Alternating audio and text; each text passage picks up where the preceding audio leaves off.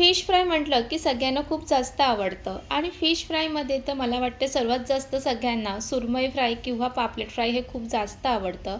आणि आज तुम्हाला सुरमई फ्राय आजी सासू करून दाखवणार आहे, ते सुद्धा कुरकुरीत आतून एकदम टेस्टी. तर ही रेसिपी तुम्ही शेवटपर्यंत नक्की बघा.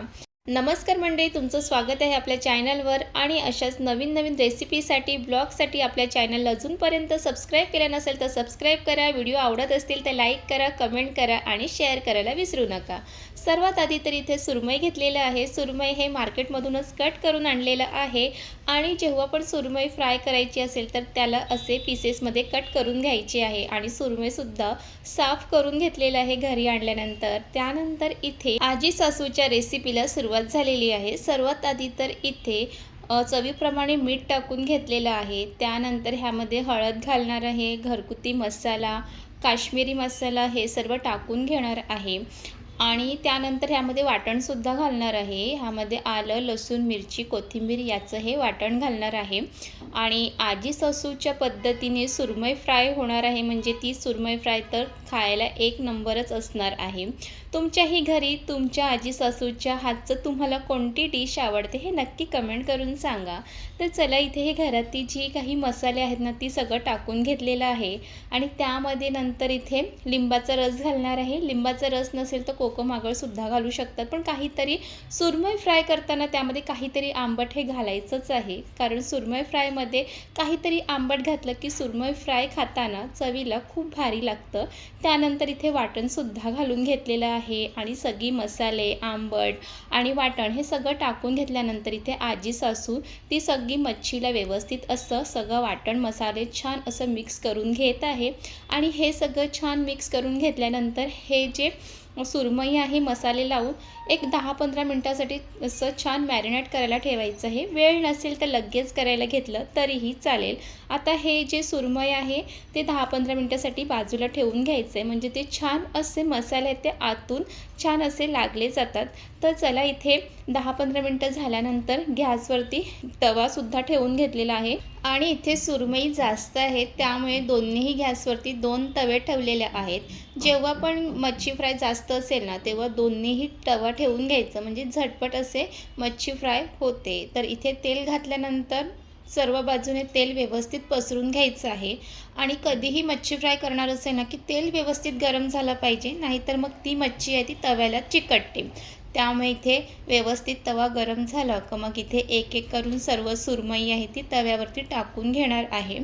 आणि तुमच्या घरी सुरमईचं जास्त कालवण केलं जातं की सुरमई फ्राय केलं जातं हे नक्की कमेंट करून सांगा. आमच्या घरी तर जास्त करून सुरमई फ्रायच केली जाते, कारण सुरमई फ्राय तर खरंच खूप छान लागते. कालवण पण छान लागतं, पण जास्त करून फ्राय त्याच्यापेक्षा जास्त लागतं. तर इथे तुम्ही पाहू शकतात की सगळ्या सुरमईच्या पीसेसला किती छान असे हे सगळे मसाले लागलेले आहेत. जर अशा पद्धतीने जर सर्व बाजूने छान मसाले लागले असेल ना तर ते मच्छी फ्राय करताना खूप चवीला भारी लागते.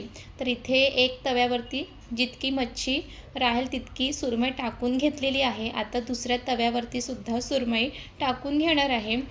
आणि एका बाजूने एक 5-7 मिनटं मंद आचेवरती छान एका बाजूने फ्राय करून घ्यायचं आहे. त्यानंतर मग दुसऱ्या बाजूने सुद्धा छान फ्राय करून घेणार आहे.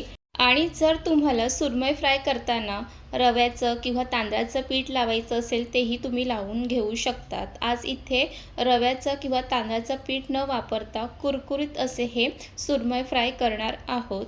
तर इथे बघा, एका साईडने छान असे कुरकुरीत व्हायला सुरुवात झालेली आहे. आता दुसऱ्या बाजूने ती सुरमई आहेत ते पलटून घेणार आहोत. आणि तुम्हाला आजी सासूच्या हातचं झणझणीत मटण रस्सा किंवा चिकन सुक्कं ह्याची रेसिपी बघायची असेल तर आपल्या चॅनलवरती आहे, त्याची लिंक मी डिस्क्रिप्शन बॉक्समध्ये टाकणारच आहे. तिथे जाऊन तुम्ही नक्की बघा, कारण आजी सासू एक उत्तम सुगरण आहे, त्यामुळे तुम्ही नक्कीच त्यांच्या रेसिपी नक्कीच करून बघा. सगळ्यांना खूप जास्त आवडेल. आणि तुम्हाला फिश फ्राय खायला आवडत असते ना तर आपल्या चॅनलवरती वेगवेगळ्या पद्धतीने ना फिश फ्रायच्या रेसिपी बरेच आहेत, तुम्ही नक्की बघा. कारण फिश फ्रायसुद्धा आपण वेगवेगळ्या पद्धतीने बनवू शकतो. नेहमी एकाच पद्धतीने फिश फ्राय खाण्यापेक्षा वेगवेगळ्या पद्धतीने नक्कीच ट्राय केलं पाहिजे. तर इथे एका तव्यावरती सुरमई फ्राय आहे ती दुसऱ्या बाजूने पलटून घेतलेली आहे. आता दुसऱ्या बाजूला जी तवा ठेवला त्याच्यामध्ये जे सुरमई आहेत ते सुद्धा दुसऱ्या बाजूने पलटून घ्यायचं आहे. आणि कधीही सुरमई फ्राय करताना एक महत्त्वाची गोष्ट की सुरमई फ्राय करताना किंवा ती भाजी करताना किंवा ती कट करताना हलक्या हाताने हाताळायचं आहे. कारण ते खूपच असं नाजूक असते, तर ते तुटूही शकतं. सुरमई फ्राय अगदी 15 मिनिटामध्ये बनून तयार होते आणि आजी सासूच्या पद्धतीने तुम्हाला ही सुरमई फ्रायची रेसिपी कशी वाटली हे नक्की कमेंट करून सांगा. रेसिपी आवडली असेल तर लाईक करा, कमेंट करा, शेअर करा आणि अशा घरगुती रेसिपीसाठी, ब्लॉगसाठी आपल्या चॅनलला अजूनपर्यंत तुम्ही सबस्क्राईब केलं नसेल तर सबस्क्राईब करून घ्या. पुन्हा भेटूया नवीन रेसिपीसोबत. तिथपर्यंत मस्त खा, मस्त रहा.